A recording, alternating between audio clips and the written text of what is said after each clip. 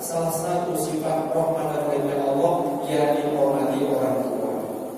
Al-Qur'an, Bapak Ibu dirahmati Allah, ini salah satu contoh ajaran kasih sayang dalam Al-Qur'an. Bahkan lagi-lagi di tentang Ali bin Abi Thalib. Di beberapa ayat Al-Qur'an, Bapak Ibu, disebut tentang kelebihan keluarga Ali bin Abi Thalib. Pernah Hasan dan Husain cucu Rasulullah sakit dikasih obat dan sembuh-sembuh. Akhirnya mereka bernazar kepada Allah, ya Rabb, kalau putra kami ini Hasan Husain sembuh sehat, dia akan bernazar berpuasa 3 hari berturut-turut untuk membayarnya sebagai bukti terima kasih dia kepada pelunggu ya Allah. Ternyata Bapak Ibu, di situ Allah, nazar tersebut diterima oleh Allah. Sehatlah Hasan dan Husain. Makanya menurut kalau dalam Islam syarat sehatnya seseorang tidak mesti harus rajin ke apotek, tidak mesti harus rajin minum kopi 12 atau 15 misalnya sehari kayak almarhum Mbah Suwid. Tapi kalau umpama kita punya penyakit, coba ikuti cara keluarga Rasulullah seperti tadi Ali bin Abi Thalib dan keluarga beliau, yakni bernazar kepada Allah dengan berpuasa. Singkatnya Bapak Ibu, sembuhlah Hasan Husain. Nah, ketika sembuh apa yang dilakukan? Maka membayar hutang nazarnya.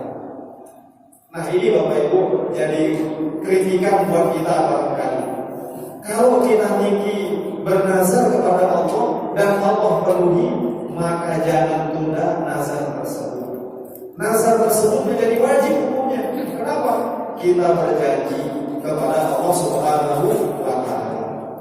Akhirnya mereka penuhi sekeluarga, yakni Ali bin Abi Thalib dan Siti Fatimah Az-Zahra atau binti Muhammad, mereka berpuasa. Bapak Ibu dirahmati Allah, malam pertama mereka sahur tidak ada makanan, tidak ada jajan, dikit-dikit. Jajan tapi nanti warna hijau ini, warna hijau, warna bea, warna ada pisangnya nih, nomor sekali kalau kayak ini. Putu Ayu namanya. Ya? Kayak nama orang Bali, Putu Ayu. Putu Ayu namanya. Ada di zaman beda apa tadi? Kalau ada di zaman Rasul. Tapi malam sahur mereka hanya air putih modalnya, karena tidak sempat. Jadi mereka sederhana hidupnya. Jadi mereka berpuasa dengan sahur air putih, Bapak Ibu. Tidak ada kurma, tidak ada kolak, tidak ada serpuk, tidak ada peci, tidak ada air taliwang, air putih doang. Jika cerita hari pertama mereka berpuasa, Bapak Ibu, menjelang maghrib sempurna puasanya Ali dengan Fatimah Az-Zahra. Kebetulan Ali dapat rezeki berupa makanan sedikit roti dengan kurma. Ketika azan maghrib berkumandang, Bapak Ibu, datang dengan toat mengaku miskin. Assalamualaikum warahmatullahi wabarakatuh. Wahai keluarga Nabi Ali bin Abi Thalib, Sayyidah Fatimah, yang niki lapar. Waktu hajilu yang dikit yang mau makanan ini munasab kalau ada makanan melingkih berikan kepada yang lapar sekali. Bapak Ibu, akhirnya semua makanan yang dimiliki diberikan kepada dengan toa yang mengaku miskin yang sudah lama dan makan dan minum juga. Bagaimana mereka berbuka? Lagi-lagi modal dengan air putih saja. Air putih saja. Mereka ikhlas hidupnya. Itu menjadi makanan berbuka di hari pertama. Sahur di malam kedua, hari kedua bagaimana? Karena kada makan habis diberikan tadi, lagi-lagi sahurnya menggunakan air putih di hari kedua. Besoknya cerita pendek azan maghrib di hari kedua mereka bernazar juga. Ada sedikit makanan, lagi-lagi datang kelompok manusia yang kuat. Anak kecil mengaku anak yatim. Ya, orang tuanya sudah meninggal menjadi syuhada di medan perang. Terus ibunya belum nikah lagi, makanya tidak ada yatim. Munasal, Ali munasal, Sayyidah Fatimah yang dikikan aku dia tahu dia bergoyang. Silakan dalam mandat makan. Akhirnya Bapak Ibu di hari kedua pun seluruh makanan yang ada diberikan karena yatim tadi. Bagaimana mereka berbuka? Lagi-lagi hari kedua hanya modal air putih. Kira-kira belum tahan kan? Puasa 2 jeruk mulai dari sahur sampai berbuka betul-betul nikah itu modal itu. Tahan nih kira-kira. Mungkin masuk rumah sakit kita melihat. Nah, kalau udah ada kopi kita cepat turun darah namanya. Ya, alhamdulillah makanya kita bersyukur Bapak Ibu. Kalau beli ke Mataram sila sore-sore, Ampura ada modal 10.000 saja. Pilihan makanan yang mau dibeli banyak di Mataram hingga sampai kendaraan yang bisa lewat. Saking melimpahnya makanan di zaman kita makin ini, beda dengan zaman dulu. Nah, kembali ke malam ketiga untuk sahurnya Ali bin Abi Thalib, Bapak Ibu. Nggak ada makanan kalau sudah dikasih ke anak yatim tadi. Sahurnya di hari ketiga menggunakan lagi-lagi air putih. Besoknya di tenaga yang tersisa Ali bekerja mencari makanan seperlunya untuk berbuka di hari ketiga. Apa yang terjadi? Ketika hari ketiga mau berbuka, datang orang yang agak lemah juga, gitu. Dia mengaku bekas tawanan perang yang juga sudah lama tidak mendapatkan makanan. Dia mohon belas kepada Ali dan kepada Fatimah. Di hari ketiga hampir pingsan istilahnya Bapak Ibu, tidak ada makanan, cuma itu saja. Semua diberikan lagi kepada orang yang minta-minta. Jadi sampai hari ketiga mereka membayar rasa puasa mereka. Modalnya berbuka lagi-lagi dengan air putih. Mendengar berita ini, Nabi besar Muhammad SAW pun meneteskan air mata. Saking asih kepada putra-putrinya beliau ini, kepada putri tercintanya, mereka sekeluarga hidup dalam kesederhanaan. Makanya dalam surat Al-Insan ayat 7-8 dalam riwayat menyebutkan peristiwa tadi. Yufuna bin nadri wa yakhafuna yawman kana syarruhu mustatira wa yu'minuna ta'am ala hubbihi miskina wa yatima wa asira. Keluarganya Rasulullah ini mereka berusaha memenuhi nazarnya kepada Allah. Kenapa? Karena mereka takut kalau nazar tidak dibayar, maka di hari kiamat besok goyangannya sisanya melebihi itu dari sore ini sangat mengerikan. Makanya Bapak Ibu izin mohon maaf yang menggunakan dirinya yang pribadi.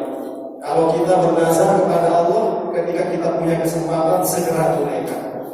Kalau kita pernah berhutang kepada manusia, hutang janji, hutang THR, segera ditunaikan. Kenapa? Wa yakhafuna yawman kana syarruhu mustatira. Karena bagi orang yang suka umbar janji, yang suka nazar kalau tidak dipenuhi, di hari kiamat termasuk sisanya sangat berat. Al-Insan ayat 7. Nah, kembali ke Ali bin Abi Thalib, apa yang beliau lakukan? Wa yu'minuna ta'am ala hubbihi, dia memberikan semua makanan yang dibutuhkan, yang dicintainya dalam kasus tadi.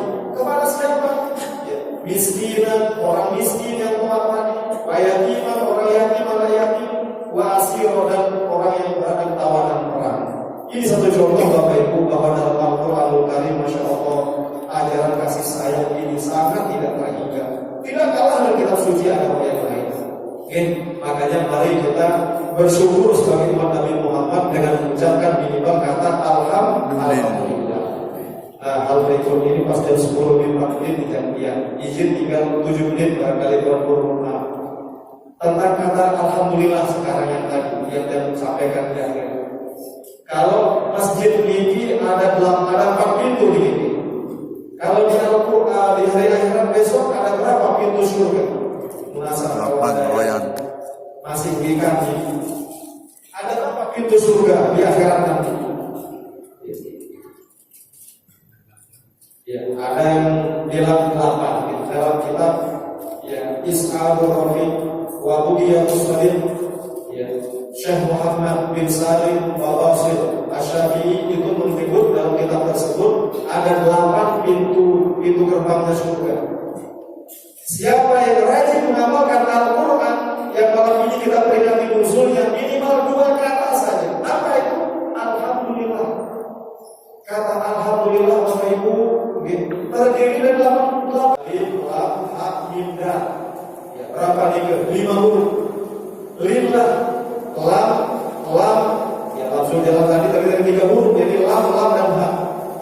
Lo rajin hafalkan. Dalam kendaraan, naik cidomo, naik mobil, naik pesawat, naik perahu, alhamdulillah, alhamdulillah, alhamdulillah, dapat mobil alhamdulillah, dapat Nabi alami ke duren alhamdulillah, gagal pun kalau bisa alhamdulillah. Kalau perlu rajin amalkan itu, insya Allah di hari akhirat dalam riwayat tersebut dipilihkan oleh Allah. 8 jumlah pintu gerbang surga ini jangan ada di Masjid Nasrul pilih. Mau pertama, pintu kedua di samping Nabi Muhammad SAW dapat membela kita kesempatan ini. Yang terpenting adalah ya sebagai penutup dari nuzul Quran ini, ya yang ingin menggarisbawahi semuanya terhimpun di dalam satu ayat, yakni surat Al-Ankabut ayat 45. Nabi bunyinya Usduma uhiya ilaika minal kitab wa aqimis sholat innas sholata tanha 'anil fahsya'i wal munkar wa la dzikrullahi akbar wallahu ya'lamu ma tasna'un. Sesuai dengan tema di spanduk ini, siapapun ingin sukses, yang saya sampaikan yang sedikit ini ada barokahnya dapat kita amalkan dalam kehidupan kita sehari-hari, dan kita sebut